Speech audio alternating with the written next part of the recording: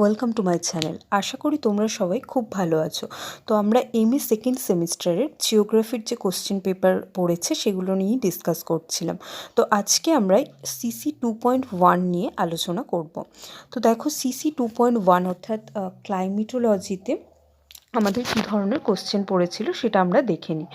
Unit 1 থেকে দেখো পড়েছে ডিস্টিংগুইশ বিটুইন ক্লাইমেটোলজি অ্যান্ড মিটিওরোলজি। তো এখানে জলবায়ুবিদ্যা এবং আবহাওয়াবিদ্যার মধ্যে পার্থক্য করতে বলেছে। একটা যে জিনিসটা তোমরা বেশিরভাগ ক্ষেত্রে ভুল করো সেটা হচ্ছে তোমরা এখানে আবহাওয়া এবং জলবায়ুর পার্থক্য লিখে চলে আসো, কিন্তু দেখো এখানে যেটা দিয়েছে ক্লাইমেটোলজি অ্যান্ড মিটিওরোলজি, তো এখানে কিন্তু জলবায়ুবিদ্যা এবং আবহাওয়াবিদ্যার মধ্যে পার্থক্য লিখতে বলেছে।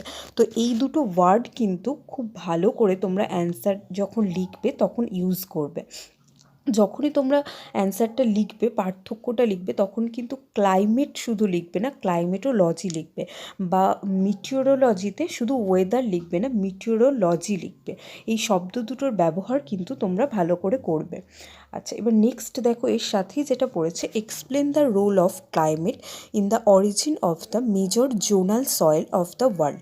এখানে তোমরা প্রথমে লিখবে যে জোনাল সয়েল কাকে বলে। জোনাল সয়েল কাকে বলে সেটা লেখার পর তোমরা ক্লাইমেট কীভাবে জোনাল সয়েল তৈরিতে সাহায্য করে সেই জিনিসটা খুব ভালোভাবে ডিসকাস করবে।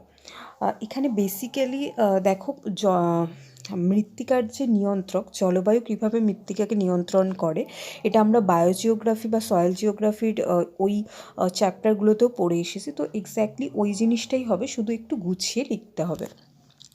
আচ্ছা, এবার সেকেন্ড কোশ্চেন দেখো এসেছে how is the earth's atmosphere heated. তো আর্থ অ্যাটমসফিয়ার কীভাবে উষ্ণ হয় সেটাকে তোমাদের এখানে ডিসকাস করতে হবে, এটা 4 মার্কসে দিয়েছে। নেক্সট দেখো how does air cool down when raise through the atmosphere.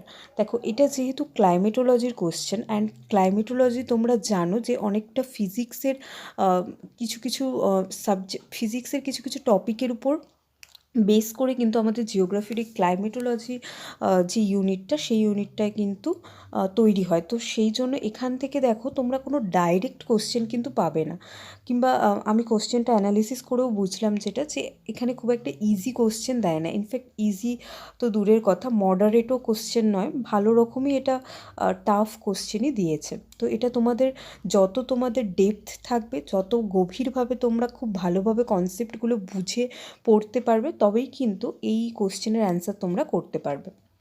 আচ্ছা, সেকেন্ড ইউনিট দেখো দিয়েছে describe the different form of precipitation. তো প্রেসিপিটেশনের বিভিন্ন রূপ, এটা ইজি কোশ্চেন দিয়েছে, তো এটা 6 মার্কসে দিয়েছে, এটা তোমরা প্রত্যেকেই জানো।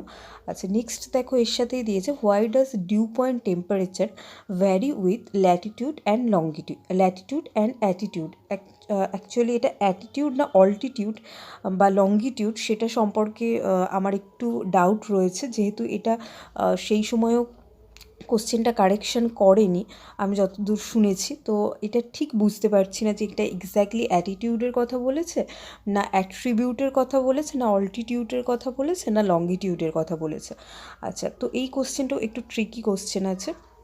নেক্সট যে কোশ্চেনটা দেখো how does the location of monsoon through influence the wind direction in India. এটাও দেখো একটু ট্রিকি কোশ্চেন দিয়েছে, বাট এটা তোমরা ওই স্থলবায়ু জলবায়ু কীভাবে মৌসুমি বায়ুর যে উৎপত্তির যে ধ্রুপদী মতবাদ, যেটা দেখবে তোমরা স্থলবায়ু আর জলবায়ু রিলেটেড, যে স্থলভাগ এবং জলভাগের যে উষ্ণতা পার্থক্যের জন্য যে মৌসুমি বায়ুর সৃষ্টি হচ্ছে, সেই পয়েন্টটা কিন্তু তোমরা এখানে লিখতে পারো। এর সাথেই যেটা দিয়েছে দেখো explain the monsoon circulation over Indian subcontinent with special reference to the jet stream. তো জেট স্ট্রিমের সাথে মৌসুমি বায়ুর যে সম্পর্ক, বা মৌসুমি বায়ুকে কীভাবে জেট স্ট্রিম প্রভাবিত করে, এখান থেকে আমরা জানি যে পশ্চিমা জেট বায়ু এবং ক্রান্তীয় পূবালি জেট বায়ু, এই দুই জেট বায়ু প্রধানত আমাদের মৌসুমি বায়ুর ওপর বেশি প্রভাব বিস্তার করে। তো সেই সম্পর্কে তোমাদের এই জিনিসটা পুরোটা লিখতে হবে, এবং অবশ্যই এখানে ড্রয়িং করে ভালোভাবে বিষয়টা বুঝিও। আচ্ছা, নেক্সট কোশ্চেন দেখো how does walker circulation explain large scale zonal components of tropical air flow. তো ওয়াল্কার সার্কুলেশন সম্পর্কে তোমাদের এখানে লিখতে বলেছে, সেইটা তোমরা লিখবে। আর how it is influence by the ENSO warm phase, কীভাবে ওয়াল্কার সার্কুলেশন ইএনএসওর যে ওয়ার্ম ফেজটা রয়েছে, অর্থাৎ উষ্ণ যে জলস্রোত প্রবাহিত হয় সেইটাতে কীভাবে প্রভাব বিস্তার করে সেই সম্পর্কে এখানে লিখতে বলেছে। নেক্সট কোশ্চেন দেখো, distinguish between climate variability and climate change. Climate variability এবং ক্লাইমেট চেঞ্জের মধ্যে পার্থক্য দিয়েছে, এটা 5 মার্কসে দিয়েছে। নেক্সট দেখো এর সাথেই দিয়েছে elaborate the impacts of anthropogenic climate change. তো ক্লাইমেট চেঞ্জের যে ইম্প্যাক্ট, অর্থাৎ মনুষ্য সমাজের উপর ক্লাইমেট চেঞ্জের যে ইম্প্যাক্ট পড়েছে বা মনুষ্য সমাজ কর্তৃক কীভাবে ক্লাইমেট চেঞ্জ হচ্ছে, সে মানে ক্লাইমেট চেঞ্জ কীভাবে ঘটেছে সেই সম্পর্কে কিন্তু সেই ইম্প্যাক্টটা তোমাদের লিখতে হবে। আচ্ছা, লাস্টের যে কোশ্চেনটা দিয়েছি ইউনিট 4 থেকে, সেটা দেখো, write a note on modern weather forecasting method. Modern weather forecasting method বলতে এখানে তোমরা বিভিন্ন ধরনের আবহাওয়ার যন্ত্রপাতি যেরকম নতুন নতুন আমরা দেখতে পাই, যেমন ধরো স্যাটেলাইট, রিমোট সেন্সিং, জিআইএস বা র্যাডার, ডপলার, এই সমস্ত যে নিউ মেশিন বা নিউ প্রসেসের মাধ্যমে আমাদের এখন ওয়েদার ফোরকাস্টিং হয় সেই সম্পর্কে তোমাদের লিখতে হবে। এটা এসএলএমেও দেওয়া আছে, তোমরা ভালোভাবেই এই কোশ্চেনের অ্যান্সারটা পেয়ে যাবে। আচ্ছা, এবার এর সঙ্গে যেটা দিয়েছে দেখো, discuss the climatic factors affecting human health. Human হেলথের উপর ক্লাইমেট কীভাবে প্রভাব বিস্তার করে সেই সম্পর্কে লিখতে বলেছে। এটাও এসএলএমেই দেওয়া আছে, এটাও তোমরা এসএলএম থেকেই পেয়ে যাবে। নেক্সট যে কোশ্চেনটা আছে সেটা হচ্ছে, how does architecture of roof type vary with climate region. মানে ঘরের যে প্রকৃতি সেটা কিভাবে ক্লাইমেটের উপরে ডিপেন্ড করে, বা মানে তোমরা জানো যে আয়তাকৃতি বাড়ির ছাদ বা ঢালু বিশিষ্ট বাড়ির ছাদ, যেখানে বৃষ্টি বেশি হয় সেখানে ঢালু বাড়ির ছাদ। তো এই ধরনের যে সমস্ত টাইপের বাড়ির ছাদ আমরা দেখতে পাই ভারতের বিভিন্ন জায়গায়, এবং সেটা কিভাবে ক্লাইমেটের উপর ডিপেন্ড করে তারা বানিয়েছে সেই সম্পর্কে লিখতে হবে। এটাও এগেন আমি বলবো যে এসএলএম দেখেই তোমরা করতে পারো, তো এসএলএম এই টপিকটা ভালোভাবে পেয়ে যাবে।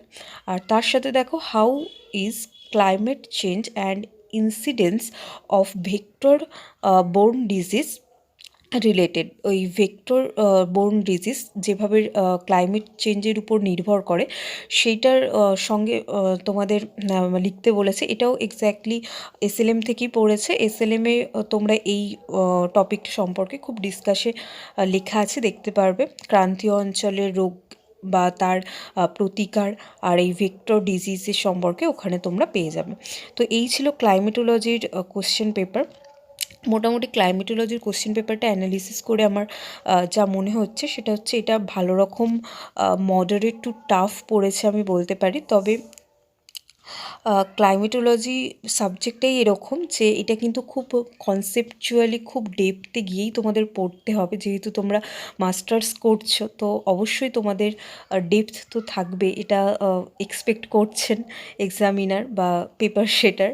তো সেভাবেই তোমরা পড়াশোনা করো, খুব ডিপ ওয়েতে পড়াশোনা করো, খুব ভালোভাবে পড়াশোনা করো, তবেই কিন্তু এত সুন্দর একটা কোশ্চেনের অ্যান্সার তোমরা দিতে পারবে। আগের বারেও আই থিঙ্ক ফার্স্ট সেমিস্টারে জিওমরফোলজি অ্যান্ড জিওটেকনোনিক্সের যে পেপারটা এসেছিলো সেটাও কিন্তু ওই মডারেট টু টাফই এসেছিলো। এবারেও আমি কোশ্চেন অ্যানালিসিস করে দেখছি যে ক্লাইমেটোলজির পেপারটা মডারেট টু টাফ এসেছে। বাকি যে সমস্ত আমি পেপারগুলো দেখলাম যে মোটামুটি তবু ইজি টু মডারেট আছে, কিন্তু এই ক্লাইমেটোলজির পেপারটা কিন্তু একটু ট্রিকি এসেছে। তো সেভাবেই কিন্তু তোমাদের প্রিপারেশনটা নিতে হবে। আর আমি প্রিভিয়াস ইয়ার কোশ্চেনগুলো এই কারণেই ডিসকাস করি যাতে তোমাদের একটা আইডিয়া হয় যে তোমরা যখন এক্সাম দেবে তোমাদের কী লেভেলের কোশ্চেন আসতে চলেছে।